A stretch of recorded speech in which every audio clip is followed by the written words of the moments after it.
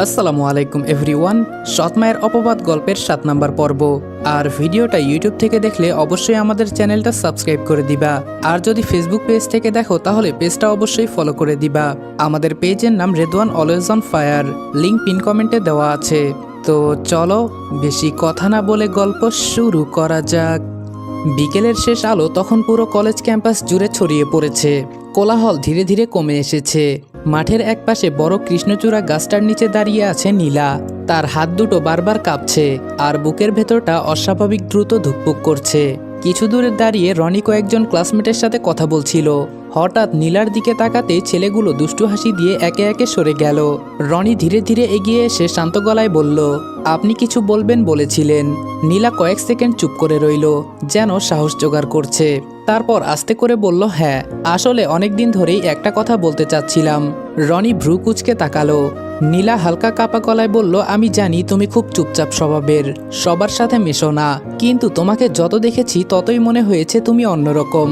রনি কিছু বলল না, শুধু শান্ত দৃষ্টিতে তাকিয়ে রইল। নীলা এবার গভীর শ্বাস নিয়ে বলে ফেলল, আমি অনেক চেষ্টা করেছি নিজেকে সামলানোর, কিন্তু পারিনি। আমি তোমাকে পছন্দ করি রনি, অনেক বেশি। কথাটা বলে সে চোখ নামিয়ে ফেলল। লজ্জা আর ভয় মিশে তার পুরো মুখ লাল হয়ে গেছে। চারপাশে কয়েক মুহূর্তের নীরবতা নেমে এলো। রনি স্থির হয়ে দাঁড়িয়ে রইল, যেন কথাগুলো শুনেও ঠিক বিশ্বাস করতে পারছে না। তারপর খুব ধীরে বলল, নীলা, তুমি হয়তো ভুল বুঝছো। নীলা দ্রুত মাথা তুলল, না, আমি ভেবে বলছি, তোমার পাশে থাকতে চাই আমি। রনির বুকের ভেতরটা হঠাৎ অদ্ভুত ভারী হয়ে উঠল। সে কিছুক্ষণ নিচের দিকে তাকিয়ে রইল। তারপর শান্ত স্বরে বলল, তুমি খুব ভালো মেয়ে, কিন্তু আমি এসবের জন্য প্রস্তুত নই। নীলার মুখের হাসিটা ধীরে ধীরে মলিন হয়ে গেল। অবাক হয়ে বলল, মানে? রনি মৃদু দীর্ঘশ্বাস ফেলে বলল, আমি এখনো নিজের জীবনটাই ঠিকভাবে সামলাতে শিখিনি। সম্পর্ক, ভালোবাসা এসব নিয়ে ভাবার জায়গায় আমি নেই। আর তুমি হয়তো আমার অতীত সম্পর্কে জানো না। আমার নিজের কোনো বাড়ি নেই, রাকিবদের বাড়িতে আমি থাকি। আমি এটাও জানি না আমার ভবিষ্যৎ কি। জেনে শুনে আমার অনিশ্চিত জীবনে তোমাকে জড়াতে চাই না। নীলা বলল, কিন্তু আমি তো রাকিবের থেকে তোমার সম্পর্কে সবকিছু জেনেই তোমাকে ভালোবেসেছি। রনি কঠোরভাবে বলল, নীলা, এটা নিয়ে আর কোনো কথা না বললে আমি খুশি হব। নীলার চোখ ভিজে উঠতে শুরু করলো। নীলা বলল, তাহলে একটুও কি আমার জন্য কিছু অনুভব করো না? রনি চুপ করে রইল কয়েক সেকেন্ড। তারপর খুব আস্তে করে বলল, সম্মান করি, কিন্তু তার বেশি কিছু না। কথাটা যেন সরাসরি গিয়ে নীলার বুকে আঘাত করলো। সে জোর করে ছোট্ট একটা হাসি দিল। ও, বুঝেছি। রনি খারাপ লাগা গলায় বলল, আমি দুঃখিত। নীলা দ্রুত চোখের কোণের পানি মুছে ফেলল। তারপর নিজেকে স্বাভাবিক দেখানোর চেষ্টা করে বলল, সরি বলার কিছুই নেই। অনুভূতি তো জোর করে হয় না। কথাটা বললেও গলাটা কেঁপে উঠল তার। রনি কিছু বলতে গিয়েও থেমে গেল। নীলা চলে যেতে নিলে রনি বলল, নীলা, এই সামান্য কারণের জন্য তোমার আমার বন্ধুত্ব নষ্ট করে দিও না। আমি চাই আমাদের বন্ধুত্ব আগের মতো স্বাভাবিক থাকুক। নীলা আর দাঁড়ালো না, ধীরে ধীরে সেখান থেকে চলে গেল। রনি স্থির হয়ে দাঁড়িয়ে তার চলে যাওয়া দেখল। বুকের ভেতর কোথায় যেন চাপা একটা অস্বস্তি হচ্ছিল। সেই সবে পাত্তা না দিয়ে রনি আপন মনে হাঁটা শুরু করলো। এই 6 মাসে অনেক পরিবর্তন ঘটলেও সবচেয়ে বেশি পরিবর্তন ঘটেছে পাভেলের মধ্যে। সে এখন রাসেলের ডান হাত। দিনে দিনে সে রাসেলের চাইতেও বেশি হিংস্র হয়ে উঠেছে।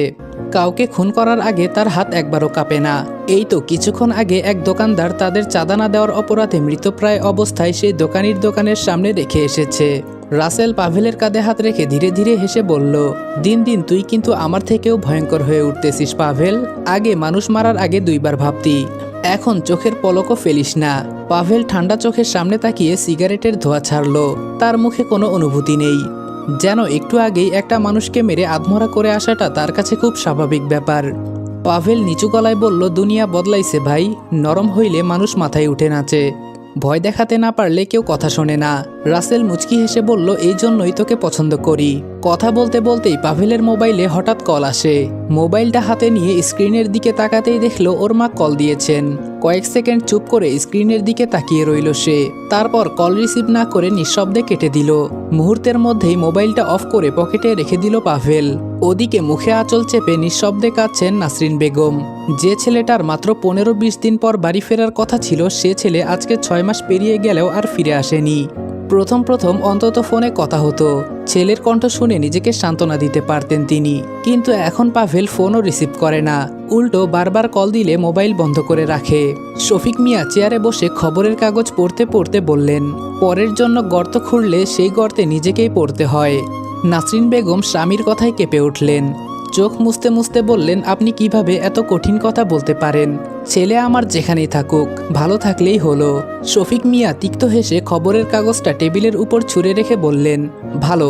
যে ছেলে নিজের মায়ের ফোন পর্যন্ত ধরতে চায় না, সে ভালো আছে নাকি খারাপ সেটাও তো জানি না আমরা। ঘরটা আবার নিস্তব্ধ হয়ে গেল। দেয়ালের ঘড়িতে তখন রাত 10:30। বাহিরে হালকা বৃষ্টি শুরু হয়েছে, টিনের চালে টুপটাপ শব্দ পড়ছে। নাসরিন বেগম ধীরে সোফায় বসে পড়লেন, তারপর বললেন, আমি শুধু একবার ওকে চোখের সামনে দেখতে চাই। শফিক মিয়া উত্তরে বললেন, নিজের ছেলের জন্য এত আকুতি মিনতি, অথচ আমার ছেলেটাকে একদিনও শান্তিতে থাকতে দিলি না। আমার ছেলেকে দেওয়া প্রতিটা কষ্টের ফল তোরা একদিন ঠিকই পাবি। তারপর দীর্ঘ নিঃশ্বাস ফেলে বললেন, আমি নিজেও যেন রনির সাথে করা অন্যায়ের শাস্তি পাই। আজকে রনি রাকিবকে কলেজে রেখে একাই বাড়িতে চলে এসেছে। কিছুক্ষণ পরেই রাকিবও বাড়িতে ফিরে আসে, তবে সে নিজের রুমে না গিয়ে সরাসরি ঢুকে পড়ে রনির রুমে।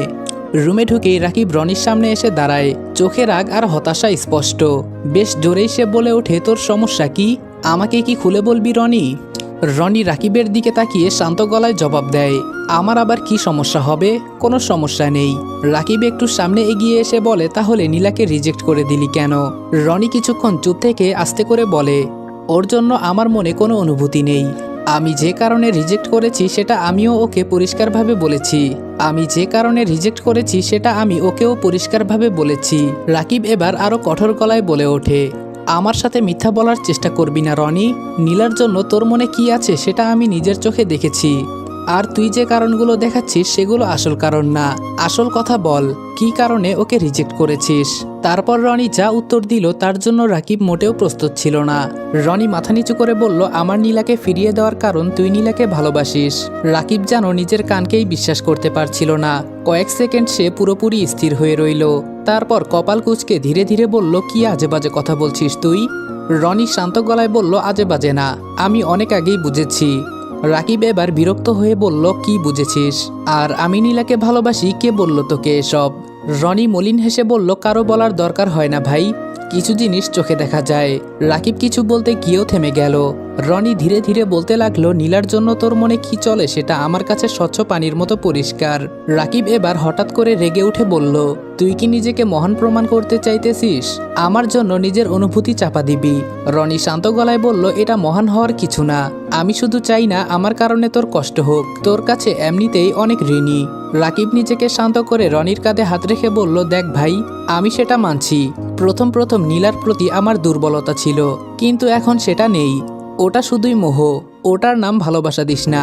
আর আমি তোর মতো এত মহান নই যে তোর জন্য নিজের ভালোবাসা ত্যাগ করব।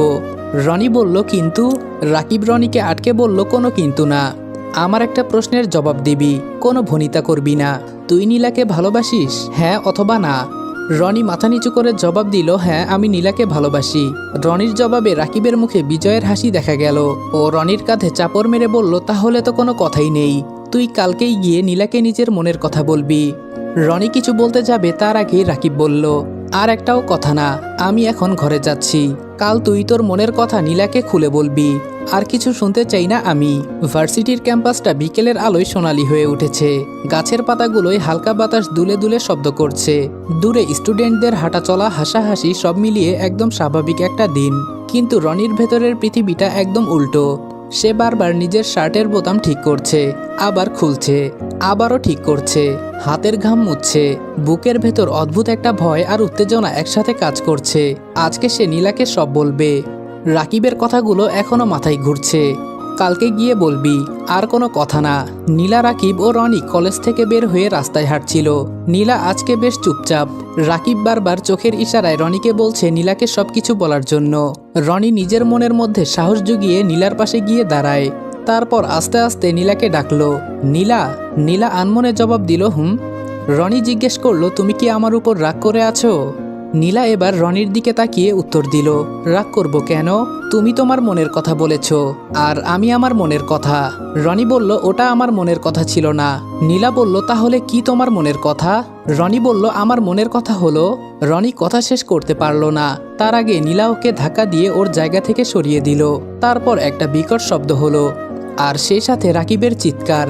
রনি থেমে গেল, পেছনে তাকিয়ে দেখে ওরা যেখানে দাঁড়িয়ে ছিল সেখান থেকে বেশ দূরে মাটিতে পড়ে আছে নীলার রক্তাক্ত দেহ। রাকিবের চিৎকারে চারপাশটা যেন মুহূর্তেই থেমে গেল। রনি দৌড়ে গিয়ে হাঁটু গেড়ে বসতেই হাত কেঁপে উঠল। নীলার মাথার পাশ দিয়ে ধীরে ধীরে রক্ত গড়িয়ে পড়ছে, চোখ দুটো আধখোলা, নিঃশ্বাসটা খুব ক্ষীণ। রনির গলা কাঁপছিল, রনির পুরো শরীর কাঁপছে। রনি বলল, নীলা চোখ খোলো। রাকিব প্রায় পাগলের মতো ছুটে এসে নীলার মাথাটা নিজের কোলে তুলে নিল, তার পুরো শরীর কাঁপছে। রাকিব চিৎকার করে বলে উঠল, কেউ অ্যাম্বুলেন্স ডাকেন প্লিজ। চারপাশে মানুষ জড়ো হতে লাগলো, কেউ মোবাইল বের করছে, কেউ ভয় পেয়ে দূরে দাঁড়িয়ে আছে। রনি বারবার বলছে, আমার জন্যই এমনটা হয়েছে। নীলার ঠোঁট হালকা নড়ল, আস্তে আস্তে বলল, রনি। রনির সাথে সাথে ঝুঁকে পড়ল, আমি আছি নীলা, কিছু হবে না তোমার, কোনো কিছুই হবে না। নীলা কষ্ট করে চোখ খুলতে চেষ্টা করলো, তারপর খুব আস্তে করে বলল, তুমি ঠিক আছো তো? এই কথাটা শুনে রনির বুকের ভেতরটা মোচড় দিয়ে উঠল। নিজের জীবন মৃত্যুর মাঝেও মেয়েটা ওর খোঁজ নিচ্ছে। রাকিব চোখের পানি আটকাতে না পেরে মুখ ফিরিয়ে নিল, তার গলা ভারী হয়ে গেছে। রাকিব অবাক হয়ে আস্তে আস্তে বলল, বোকা মেয়ে, নিজের এই অবস্থা, আর চিন্তা করছে রনির জন্য। ঠিক তখনই দূরে অ্যাম্বুলেন্সের সাইরেন শোনা গেল। রনি আর রাকিব দুজন মিলে দ্রুত নীলাকে উঠালো। নীলার হাতটা শক্ত করে ধরে রেখেছে রনি, যেন হাত ছেড়ে দিলেই মেয়েটা হারিয়ে যাবে। অ্যাম্বুলেন্সে ওঠার পর চারপাশে শুধু সাইরেনের শব্দ আর দমবন্ধ করা আতঙ্ক। রনি বারবার ডাকছে, নীলা চোখ বন্ধ করবে না, আমার দিকে তাকাও। রনি নীলার ঠান্ডা হয়ে আসা হাত দুটো নিজের হাতে চেপে ধরে ফিসফিস করে বলল, তোমার কিছু হলে আমি নিজেকে কোনোদিন ক্ষমা করতে পারবো না, প্লিজ নীলা ফিরে এসো। নীলা খুব আস্তে চোখ মেলে রনির দিকে তাকালো, ঠোঁট দুটো হালকা কাঁপছে, কিন্তু কোনো শব্দ বের হলো না। তারপর ধীরে ধীরে চোখ দুটো বন্ধ হয়ে এলো। নীলা বলে রাকিব আর রনি একসাথে চিৎকার করে উঠল। অ্যাম্বুলেন্স তখন দ্রুত গতিতে হাসপাতালের দিকে ছুটে চলেছে। আসসালামু আলাইকুম এভরিওয়ান, সৎ মায়ের অপবাদ গল্পের 7 নম্বর পর্ব এখানেই শেষ করলাম। ভিডিওটা ভালো লাগলে অবশ্যই লাইক, কমেন্ট এবং শেয়ার করে দিবা। আর চ্যানেলে নতুন হলে সাবস্ক্রাইব করতে ভুলবে না। এবং আমাদের অফিসিয়াল ফেসবুক পেজের লিঙ্ক পিন কমেন্টে দেওয়া আছে। পেজের নাম রেদওয়ান অলওয়েজ অন ফায়ার। তো যাও আর আমার ভালোবাসার মানুষরা ভাইয়ের চ্যানেলটা ফলো দিয়ে রাখো, সেখানেও তোমাদের জন্য গল্প আপলোড করা হয় এবং যে কোনো ধরনের আপডেট তোমরা আমার ফেসবুক পেজে পেয়ে যাবা। তো যাও আর ভাইয়ের পেজটা ফলো করে দাও। দেখা হচ্ছে তোমাদের সাথে নেক্সট ভিডিওতে। ততক্ষণ ভালো থাকবা, সুস্থ থাকবা। আল্লাহ হাফেজ।